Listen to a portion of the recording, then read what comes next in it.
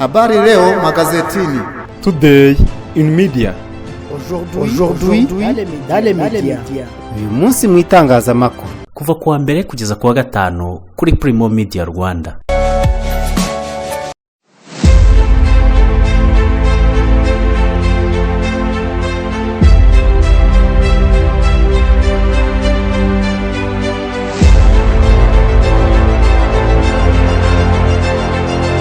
Ndabasuje ndabifuriza ibihe byiza kandi mbaye ikaze muri gahunda y'umunsi mu itangazamakuru ya none tariki ya 2 z'ukwa gatatu kwa 2026.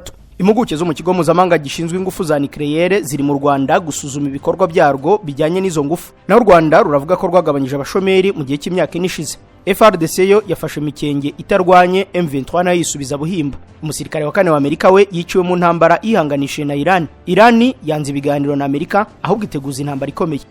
Inkuru nziza bantu mutuye Gahanga, Inyamata, Ingoma, mu Mayaga n'ahandi hegereye ibyo bice mwajyaga mugorwa no gukoresha imodoka zanyu cyangwa kuzizana i Kigali bitewe nuko hari amagaraje menshi kandi agezweho. Nimuzongere kugorwa no gukora ingendo ndende kuko Autokorea Maintenance Limited yabegereje ishami ryayo rishya Inyamata mu karere ka Bugesera. Niba ufite yakoze accident ngombwa kujya gushaka amagaraje akorana n'ama-assurance i Kigali kuko ishami ryacu rikorana n'ama-assurance yose kandi iyo rimaze kugukorera imodoka niryo rikurikirana ibindi byose bijyanye na assurance ukorana nayo. Kubatunze imodoka zigezweho nk'ama hybrid, Kia, Hyundai n'izindi babegereje amavuta na produit de maintenance y'izo modoka. Izi nzobere mu gusuzuma no gukora imodoka zigezweho zinakugira inama zagufasha kubungabunga neza imodoka yawe yaba ari nshya cyangwa uyimaranye igihe bityo bikagufasha kuyirambana. Ni mutugane hano Nyamata haruguru y'akarere uzamutse ku muhanda uteganye neza n'umurenge wa Nyamata iruhande rwa Rapiera na Palasta Hotel cyangwa muduhamagare kuri 07 86 20 60 54. Kuri iri segonda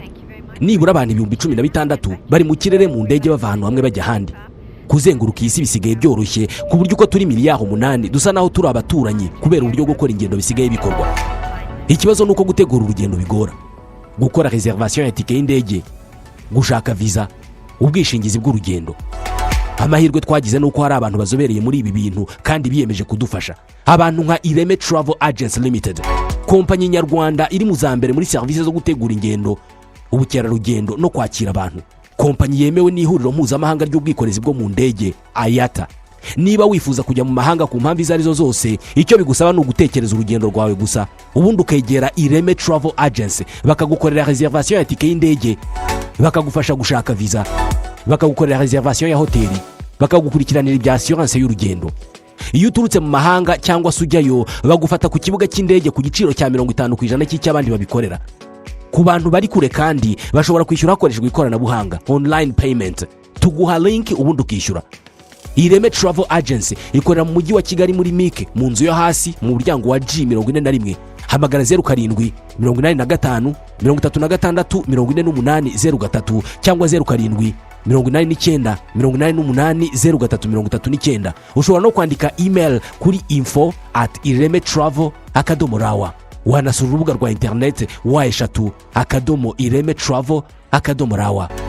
Ikaze muri amakuru arambuye duhereye kuri Perezida Kagame utegerejwe i Paris mu Bufaransa. Perezida Paul Kagame ategerejwe i Paris mu Bufaransa aho agomba kwitabira inama mpuzamahanga yiga ku ngufu za nucléaire. Iyi nama igiye kuba ku nshuro ya kabiri izabera i Paris ku itariki ya 10 z'uku kwezi. Izahuza abakuru b'ibihugu n'abayobozi bakuru b'inzego zitandukanye. Usibye Perezida Kagame mu bandi bazayitabira harimo Perezida Emmanuel Macron w'Ubufaransa ndetse n'umuyobozi mukuru w'ikigo mpuzamahanga gishinzwe ingufu za nucléaire Raphael Grossi. Iruhande rw'iriya nama biteganyijwe ko Perezida Kagame azagirana ibiganiro na mugenzi w'Ubufaransa ku kibazo cyo mu burasirazuba bwa Repubulika ya Demokarasi ya Kongo. Iyo ngingo Macron anaheruka kuyiganira na mugenzi we Felix Tshisekedi wa Repubulika ya Demokarasi ya Kongo tariki ya 25 z'ukwezi gushize ubwo yamwakiraga mu biro bye Champs-Élysées. U Rwanda ruri mu bihugu mbarwa bya Afurika bimaze igihe bifite gahunda yo kubyaza umusaruro ingufu za nucléaire. Umuyobozi mukuru w'ikigo cy'igihugu gishinzwe ingufu za atomique mu Rwanda Dr Fidel Ndahayo aheruka gutangaza ko u Rwanda rukeneye arenga miliyari 5 z'amadolari mu kubaka uruganda rw'ingufu za nucléaire rwitezweho kugira uruhare mu kongera amashanyarazi mu gihugu. Cyakora biteganyijwe ko bitarenze umwaka wa 2030 u Rwanda ruzaba rufite uruganda rwa mbere ruri muri ubwo bwoko ndetse abakozi bagera kuri 130 uruganda ruzaba rukeneye ngo rutange umusaruro bazaba babonetse mu 2028.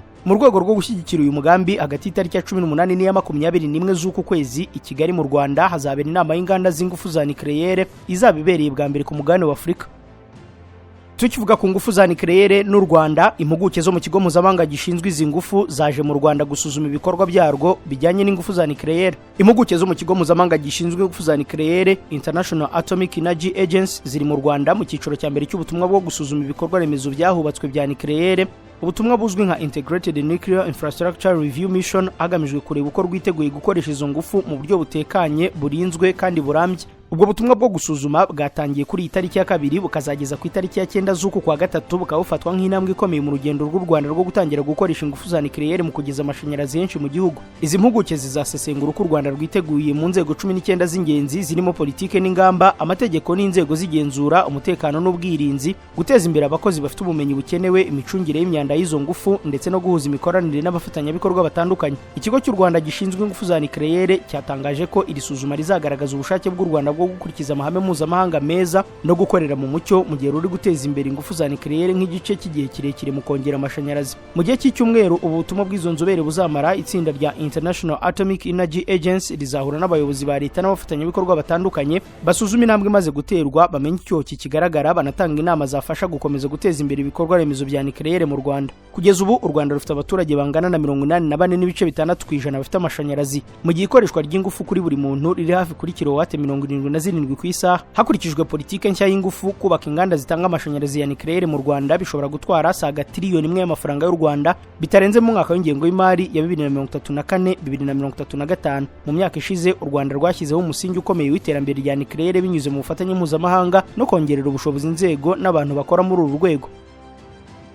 U Rwanda ruravuga ko rwagabanyije abashomeri mu gihe cy'imyaka 4. Mu gihe cy'imyaka 4 kuva mu mwaka wa 2020 kugeza 2024 ikigero cy'ubushomeri mu Rwanda cyaragabanutse, haba mu baturage b'igitsina gore ndetse n'ab'igitsina gabo. Imibare y'ikigo cy'u Rwanda gishinzwe ibarurisha mibare muri raporo y'isesengura y'imiterere y'isoko ry'umurimo mu Rwanda hashingiwe ku bitsina igaragaza ko ubushomeri bwavuye ku gipimo cya 20.2% mu 2023 bukagera kuri 17.6% mu bagore, mu gihe mu bagabo bwavuye kuri 15.9% bukagera kuri 12.6% mu 2024. Raporo y'iki kigo ivuga ko nubwo hari intambwe yatewe mu kugabanya igipimo cy'ubushomeri, ab'igitsina gore bakiri ku rwego rwo hejuru ugereranyije n'ab'igitsina gabo. Igabanuka rije rikurikira ubwiyongere budasanzwe bw'igipimo cy'ubushomeri bwagaragaye mu 2021, aho ab'igitsina gore bari ku kigero cya 24.1%, mu gihe bagenzi babo b'igitsina gabo bari bagize ku kigero cya 18.5%. Iyi ni raporo kandi igaragaza ko urubyiruko ari rwo rugaragaramo umubare munini w'abafite ibibazo by'ubushomeri, kuko abakobwa bari mu kigero cy'imyaka 16 na 24 bari ku kigero cya 22.9%,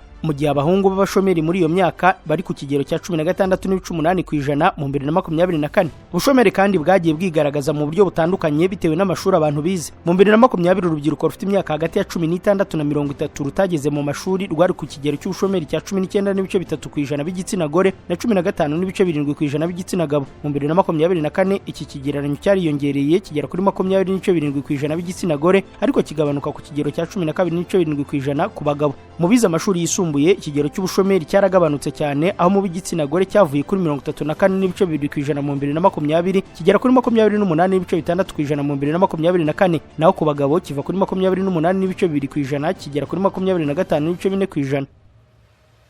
Mu yandi makuru, Ngarambe Romeo yagizwe umuyobozi mukuru wa CMA. Ngarambe Romeo yagizwe umuyobozi mukuru w'urwego rw'u Rwanda rugenzura isoko ry'imari n'imigabane, Capital Market Authority. Ngarambe yatangiza inshingano mu gihe urwego rukomeje gushyira mu bikorwa gahunda zo kubaka isoko ritajegajega kandi rihabose amahirwe y'ishoramari rirambye kandi rikagira uruhare mu kuzamura ubukungu bw'igihugu. Mbere yo kugirwa umuyobozi mukuru wa CMA, Ngarambe yari mu myanya y'ubuyobozi bukuru mu rwego rw'imari ku rwego mpuzamahanga, aho yari ashinzwe igenamigambi ry'ingengo y'imari, iteganyabikorwa ry'imari, raporo z'imari, isesengura ry'ishoramari n'ikorwa ry'ingamba z'imiyoborere mu bikorwa bitandukanye. Mu kanya aya makuru turakomereza yavugwa hanze y'u Rwanda. Kubera yuko kurwara ari ibintu bisanzwe, ubwo no gukira ubundi byakabaye ari bisanzwe, ariko hari igihe bigorana cyane, kubera yuko iyo utaramenya ikigo cyitwa African Healing Herbal bishobora kukugora cyane kuba wakira indwara yavurwa igakira mu kanya gato. Ubwo rero noneho basa n'abafite promotion kandi idasanzwe ku bantu barwaye indwara za diabete, hypertension, hepatite, impyiko ndetse na prostate. Abo bantu byako kanya babakoraho rikaka. Abantu bagira uburibwe mu nda bushingiye ku moko y'inzoka kugera no kuri amibe, bene izo ndwara zose abahanga bazo nza ahantu bari ni muri African Healing Herbal. bafite abaganga bakomoka muri Tanzania bazi kuvurisha neza ibimera n'imiti gakondo. Abangaba bakorera muri East Africa yose harimo n'u Rwanda. Bafite ubunararibonye mu kuvura bakoresheje imiti gakondo ikomoka ku bimera. Bashobora kuvura kandi abagore bakunda kugira ibibazo by'imyanya yabo y'ibanga, no kuvuga infection, imihango idakama n'ibindi. Bakavura n'abagabo bagira ubushake buke mu gutera akabariro, bakagira umwihariko mu kuvura abakeka yuko bahumanijwe, no kuvuga kurogwa. African Healing Helbo bahamagare kuri 0788832668 cyangwa akamenyetso ko guteranya 255 nimero yo muri Tanzania. Ishami ryabo ryo mu Rwanda rikorera mu mujyi wa Kigali Kimisagara. Banafasha abantu bashaka kugabanya umubyibuho ukabije, obesite. Imiti yabo ikugeraho aho uri hose ku isi kubera ko bakorana na DHL. Mu makuru rwanze y'u Rwanda, iminsi bayitatu M23 na FARDC barwanira kwigarurira Kibati. Imirwano ikomeye yakomeje kuri uyu wa mbere Kibati muri groupe Mayoroberi muri territoire ya Warikare muri Kivu y'Amajyaruguru. Iyi mirwano irahuza abarwanyi ba M23 n'ingabo za Repubulika Demokarasi ya Kongo zishyigikiwe n'inyeshyamba za Wazalendo. Uyu ni umunsi wa gatatu ikurikiranya w'imirwano muri uyu mujyi w'ingenzi uherereye ku muhanda mu Ngazi Kashebere. Nyuma y'imirwano yabaye ku cyumweru, bivugwa ko impande zombi zagenzuraga aka gace. FARDC hamwe n'abafatanyabikorwa babo ba Wazalendo bivugwa ko bari muri centre ya Kibati no mu birindiro bibiri byahoze ari bya M23 bivugwa ko M23 yataye. Ku ruhande rwazo inyeshyamba za M23 ziracyagenzura ibirindiro bibiri ku muhanda ugana Kashebere, umuhora w'ingenzi ku bijyanye n'urujya n'uruza rw'abarwanyi ndetse n'ibikoresho. Imirwano yasubukuwe kuri uyu wa mbere nyuma y'uko inyeshyamba zibonye ubufasha buvuye Kashebere, nk'uko amakuru agera kuri Actualité.cd abivuga. Urusaku rw'intwaro ziremereye n'izoroheje ruracyumvikana muri aka gace. Ni imirwano yatangiye kuwa gatandatu tariki ya 28 z'ukwezi gushize ubwo ingabo za leta zagabaga igitero cyo kwigarurira Kibati. Uyu mujyi rero ni ingenzi cyane muri territoire ya Warikare kubera aho uherereye mu mihanda ihuza imijyi myinshi. Mu gihe FARDC igerageza gukaza ibirindiro byayo muri kara gace, inyeshyamba za M23 nazo ziragerageza kwihagararaho, bigatuma imirwano yongera muri kara gace k'intara Kivu y'Amajyaruguru. Muri Kivu y'Amajyepfo, FARDC yongeye gufata Mikenge itarwanya. Ingabo za Repubulika Demokarasi ya Kongo zongeye kwigarura umujyi wa Mikenge mu murenge wa Itombo muri territoire ya Mwenga, nta mirwano ibaye. Hari hashize icyumweru kimwe umutwe w'abarwanyi batwirwaneho uhamagarira abaturage kuva muri ako karere, nk'uko amakuru agera kuri Kivu Morning Post abivuga. Aba barwanyi batwirwaneho bakorana na M23 rero bavuye muri uyu mujyi mbere y'uko ingabo za leta n'inyeshyamba za Wazalendo zibasha kuhagera nyuma ya saa sita. Amakuru aturuka mu nzego z'ubuyobozi aravuga ko ahubwo imirwano hagati y'umutwe watwirwaneho n'ingabo za leta na Wazalendo yabereye mu mudugudu wa Ilundu mu misozi ya Minembwe. Iwarikare, M23 yisubije Buhimba. M23 yisubije centre ya Buhimba iherereye muri groupe ya Walowa Yungu muri territoire ya Warikare nyuma y'imirwano ikaze yahanganishije na ingabo za Repubulika Demokarasi ya Kongo. Actualité.cd yatangajwe M23 yateye ingabo za leta na Wazalendo iturutse mu birindiro byayo biri mu gace ka Kilongo muri groupe ya Osoba Nyungu muri territoire ya Masisi. Nyuma y'amasaha menshi Buhimba iberamo imirwano ikomeye, ingabo za leta ya Kongo na Wazalendo byavuye muri ibi birindiro bahunga berekeza mu gace ka Ngenge kari mu burengerazuba. Abaturage benshi bo muri Buhimba bahunze iyo mirwano yabaga. Abangenge na Kangati bafite ubwoba ko M23 ishobora kuhatera nabo batangiye kwerekeza mu bice bizera ko bitekanye birimo amashyamba, abandi bajya muri Kimu. M23 yakajije ibitero nyuma yaho mu rukerero rw'itariki ya 24 z'ukwezi gushize ingabo za leta ya Kongo zishuwara umuvugizi wayo mu rwego rwa gisirikare Lieutenant Colonel Wiringoma wari hafi ya centre ya Rubaya muri Masisi. Kuva umunsi M23 yafashe ibice byinshi yari yarambuwe mu nkengero za Rubaya, igaragaza ko yafashe icyemezo kubera ko leta ya Kongo yarenze ku masezerano n'agahenge yasinyiwe muri Katari igahitamo intambara. Ku cyumweru nabwo ikibuga cy'indege cya Bangoka muri Kisangani cyagabwaho igitero cya drone enye, gusa leta ivuga ko igisirikare cyayo cyazihanuye. Bivugwa ko M23 yohereje drone nk'uko yabigenje mu kwezi gushize. Ikibuga cy'indege cya Bangoka cyubakiwe abasivile, ariko hari igice gikoreshwa n'igisirikare cya Kongo. Umuhanda wacyo unyuraho indege z'intambara na drone zijya kugaba ibitero ku birindiro bya M23 mu ntara Kivu y'Amajyaruguru ndetse n'iy'Amajyepfo. Tuve muri Repubulika Demokarasi ya Kongo dukomereze ku munsi wa gatatu w'intambara ya Iran. Umusirikare wa kane wa Amerika yapfuye. Ibiro bikuru by'ingabo za Amerika US Central Command byemeje ko umusirikare wari wakomerekeye mu bitero bya Iran yapfuye. Uyu umusirikare wa kane nk'uko Amerika ibivuga upfuye muri iyi ntambara Amerika na Israel byatangije kuri Iran. Ku cyumweru leta z'umwe za Amerika zemeje ko abasirikare batatu b'icyo gihugu biciwe mu bitero byo kwihorera bya Iran. Amerika ivuga ko ibikorwa byabo bya gisirikare kuri Iran bigikomeje. Kuri uyu wa mbere kandi Amerika yemeje ko indege 3 z'intambara zahanuriwe muri Kuwait, iyo ikavuga ko zarashwe kubw'impanuka n'abakorana nayo muri ibi bitero. Iran yo ivuga ko ubwirinzi bwayo bwo mu kirere bwahanuye ziriya ndege za Amerika. Minisiteri y'ingabo za Kuwait yavuze ko izo ndege zahanutse mu gitondo cyo kuri uyu wa mbere, ariko abari bazirimo bose bararokoka. Kano Said Al Atwan, umuvugizi w'iyi minisiteri, yasobanuye ko izo ndege zikimara guhanuka ubuyobozi bwatangije ako kanya ibikorwa by'ubutabazi bukura abari bazirimo aho zaguye bubajyana ku bitaro, bigaragara ko nta kibazo gikomeye bafite. Irani yarashe uruganda runini rwa peteroli muri Arabia Saudite. Biravuga ko drone yoherejwe na Irani yibasiye uruganda rutunganya ibikomoka kuri peteroli rwa Ras Tanura muri Arabia Saudite, bituma ruhagarika imirimo. Uru ruganda rwa Ras Tanura rucungwa na Saudi Aramco, rugatunganya utugunguru turenga 550 ku munsi, kandi nimwe mu bicuruzwa nyamukuru byoherezwa hanze n'ubwami bwa Arabia Saudite nk'uko DW ibitangaza. N'ibihungabana ry'imirimo y'uru ruganda rikomeje, abantu bakwitega ko ibiciro bya peteroli bigiye gutumbagira ku isi, hagiye kuba izamuka ry'ibiciro bya lisansi mu bihugu bitunzwe n'ibicuruzwa biva mu mahanga, kandi hagiye kubaho kurushaho guta agaciro kw'ifaranga hirya no hino mu bihugu bikennye. Ikindi hazabaho n'intege nke z'ifaranga mu gihe ibihugu bikoresha amadolari menshi ku ngufu. Kugaba ibitero ku bikorwa remezo by'ingufu mu kigobe muri rusange bizagira ingaruka ku biciro by'ibiribwa, ibiciro by'ubwikorezi ndetse no ku ngengo z'imari z'ibihugu ku isi. Irani rero yanateye ibirindiro by'Ubwongereza mu gihugu kibarizwa mu Burayi. Drone yaturutse muri Irani yagoye ku birindiro by'igisirikare cyo mu kirere cy'Ubwongereza muri Chypre, nk'uko byatangajwe na perezida w'iki gihugu Nikos Christodoulides. Byakurikiranye n'itangazo rya Minisiteri y'Ingabo ryavugaga ko hakekwa ku icyo gitero cya drone ari icya Iran. Nta muntu watangwe n'icyo gitero kandi byangiritse n'ibike ku birindiro, ariko Minisiteri y'Ingabo yavuze ko abagize imiryango y'ingabo ziba muri iki kigo bazimurirwa ahandi hantu mu rwego rwo kwirinda. Ibi bibaye nyuma y'uko Minisitiri w'Intebe w'Ubwongereza Keir Starmer avuze ko Ubwongereza bwemeye icyifuzo cya Amerika cyo gukoresha ibirindiro by'ingabo z'Ubwongereza mu bitero birwanaho. Chypre ni igihugu cy'ikirwa cyambukiranya imigabane giherereye mu burasirazuba bwa Mediterane, kigafatwa nk'ikigize akarere k'Aziya y'Uburengerazuba n'Uburasirazuba bwo hagati, ariko gifitanye isano ya politike n'umuco n'Uburayi. Ni umunyamuryango w'umwe bw'ibihugu by'Uburayi. Isiraheli yo yongeye kugaba ibitero kuri Iran.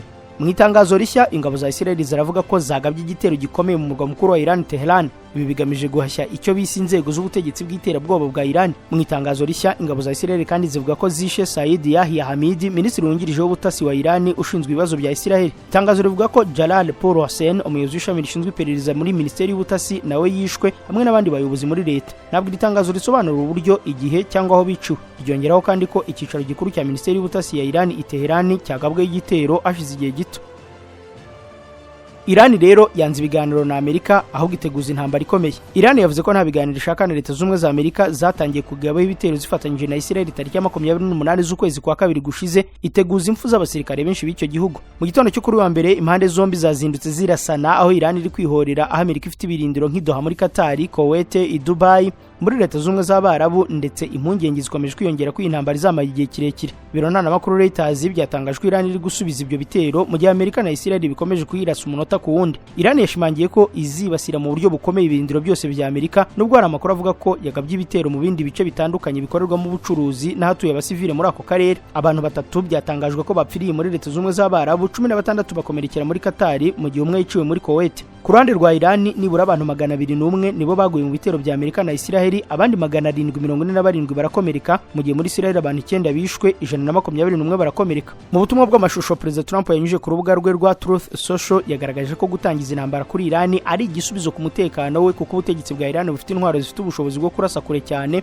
bukagira n'intwaro kirimbuzi, kandi ngo ibyo ni ikibazo gikomeye kuri we. Trump agaragaza ko yanyuzwe n'ibitero bagabye byaguyemo umuyobozi w'ikirenga wa Iran Ayatollah Ali Khamenei n'abandi bayobozi bakuru benshi muri Iran. Umunyamabanga w'inama nkuru y'umutekano ya Iran Ali Larijani yatangaje ko Leta z'Ubumwe za Amerika na Israel babateye icyuma mu mutima nyuma y'uko bishe umuyobozi w'ikirenga Ayatollah Ali Khamenei, ariko ko bitazagarukiraho kuko nabo bazasogota imitima yabo kandi by'igihe kirekire. Ali Larijani yavuze ko Israel na Amerika batwitse imitima y'abaturage ba Iran, asezeranya ko nayo izatwika imitima yabo kugeza igihe bazayitakambira bayisaba imbabazi.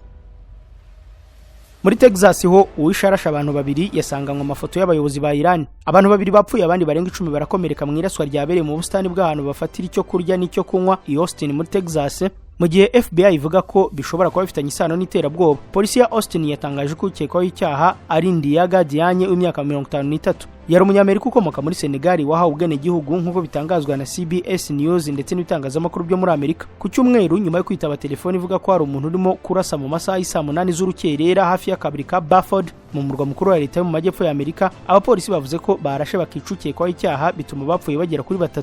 Polisi ntabwo yatanze impamvu yateye ukekwa gukora ubu bwicanyi. Mu barokotse 14 bajyanywe mu bitaro, 3 bameze nabi. Amasoko y'amakuru abiri yegereye iperereza yatangarije CBS News ko umuntu witwaje imbunda yari yambaye umupira w'imbeho wanditseho amagambo umutungo wa Allah, nuko abapolisi basatse inzu ye bayisangamo ibendera rya Iran n'amafoto y'abayobozi b'icyo gihugu. Iki gitero kibaye nyuma y'uko tariki ya 28 z'ukwezi gushize kwa kabiri Amerika n'inshuti yayo Israel batangije ibitero kuri Iran, ibyahise bihitana umuyobozi w'ikirenga wa Iran Ayatollah Ali Khamenei ku ikubitiro.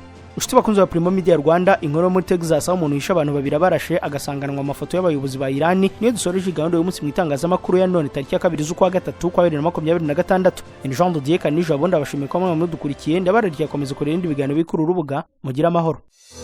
Ibinyamakuru biratubwira amakuru y'ibera ku isi, abanyapolitike bakatubwira imigabo n'imigambi yabo, abandi nabo bakatubarira inkuru zabo nababo. Nyamara ariko hari andi makuru batatubwira.